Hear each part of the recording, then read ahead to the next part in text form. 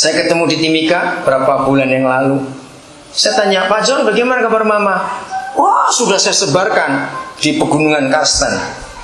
Maksudnya, ya awal tahun ini Mama meninggal dan dia minta bakar saya dan taburkan tubuh saya di pegunungan Karsten, di pegunungan tengah itu, sudah.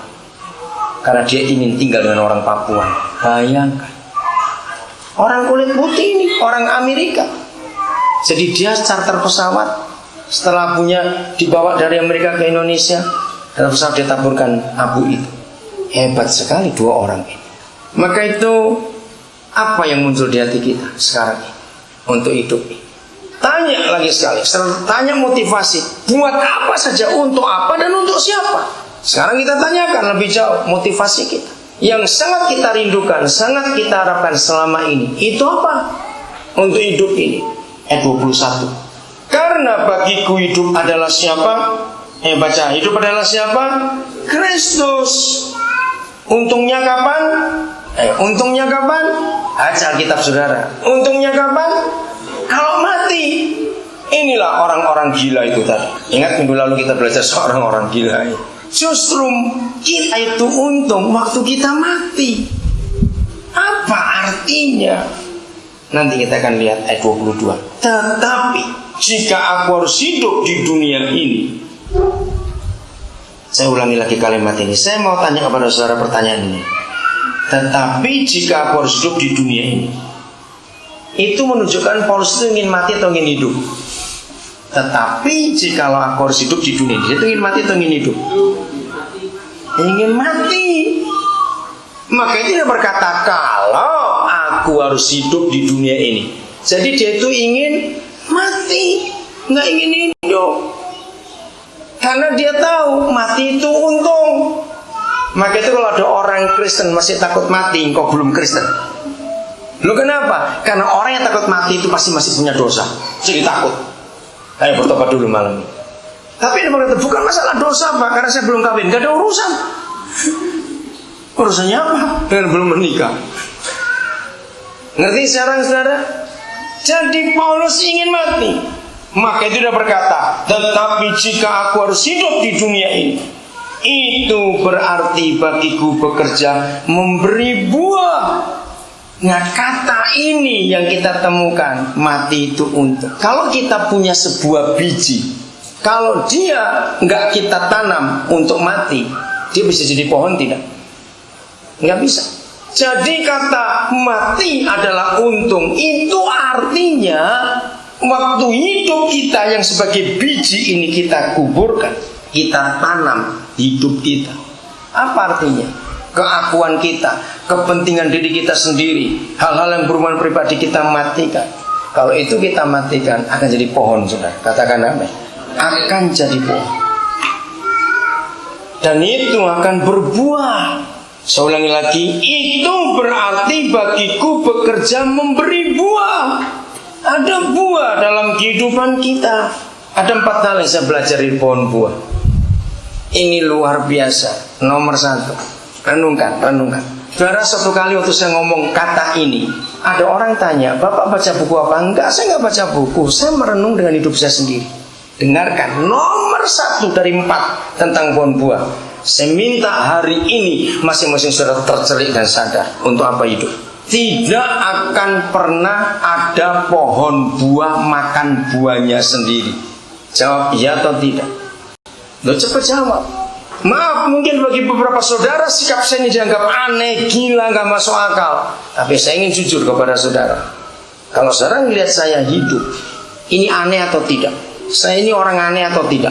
Tidak, gak aneh, awas bilang aneh. Tidak. Kaki saya masih 2, saya gak punya ekor. Saya masih nginjak bumi, gak 5 cm di atas tanah, saya berjalan. Masih biasa sama seperti saudara. Kenapa saya bisa seperti ini? Dengar, karena saya pakai prinsip ini. Jadi semua buah yang keluar dari hidup saya tidak pernah ingin untuk menikmati. Karena saya akan menganggap saya ini pohon buah. Jadi kalau pohon buah tidak pernah bisa, bukan nggak pernah boleh, beda. Tidak pernah bisa makan buahnya sendiri. Bayangkan kalau ada pohon mangga terus dia ngecapi mangganya sendiri, menakutkan. Potong dia, kalau nggak anaknya dimakan nanti itu. Betul? Jadi apapun yang kita hasilkan dari hidup kita, biar orang lain yang menikmatinya.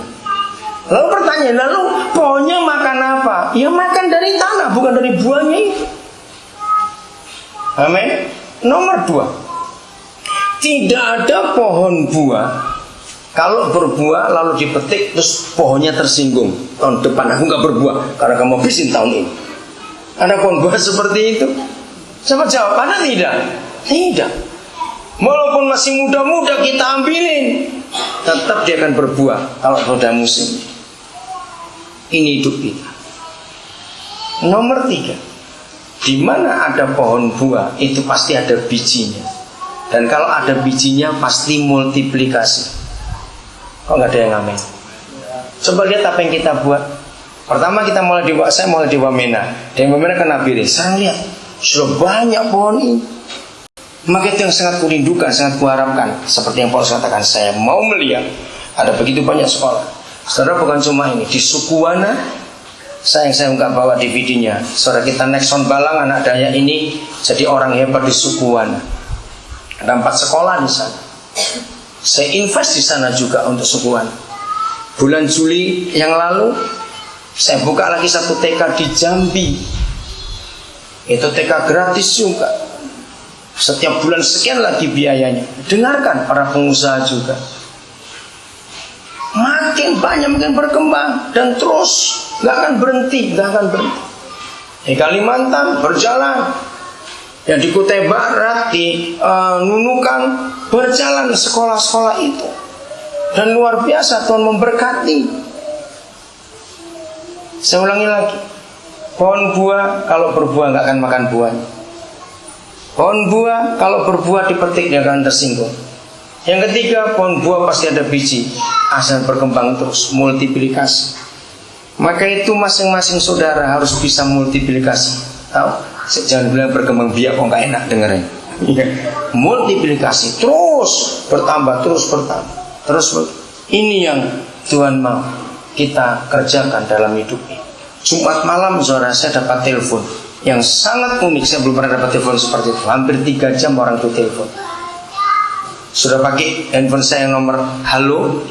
Saya bilang sudah panas, kamu ganti nomor sementara ya.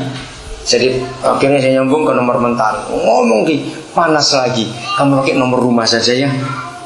Itu pertama kali saya telepon, 3 telepon saya ganti-ganti karena panas. Kenapa? Orang ini dia nggak pernah ketemu saya pun pasti nggak pernah ketemu dia. Nah kenapa dia bisa telepon saya? Karena dia baca buku saya. Dia dapat di satu toko buku. Ketika dia baca dia bilang ini orang aneh. Dari mana nih orang? Dia cari kiri kanan dapat informasi dan dia telepon saya Jumat malam. Hampir 3 jam dia telepon. Siangnya waktu saya masih di sekolah, saya ngantar Pak Suendar itu, telepon saya bunyi, saya nggak kenal nomor ini. Ini Pak Daniel betul? Oh ya, nama saya Edi. Boleh saya telepon Bapak nanti malam boleh? Jam berapa? Jam 10. Saya bilang jam 10 WIB, dia jam 12 ini. Saudara, dia cuma tanya satu hal. Kenapa saya bisa mendirikan sekolah begitu banyak dan sebagian itu tidak bayar? Saya bisa nyekolahkan orang begitu banyak. Dia berkata pasti Bapak ini orang kaya, pasti miliarder. Dia bilang ya, kalau mau perlu saya kirim ATM-nya, besok cek sendiri ya uang saya itu ada berapa. Dia tertawa, ngomong panjang lebar. Saya cuma pakai prinsip-prinsip Alkitab dalam hidup ini. Jadi saya bilang 2 hal pada dia, karena dia soal uang enggak, bukan uang. Bukan uang, segala-galanya bukan uang. Saya yakinkan dia tuh.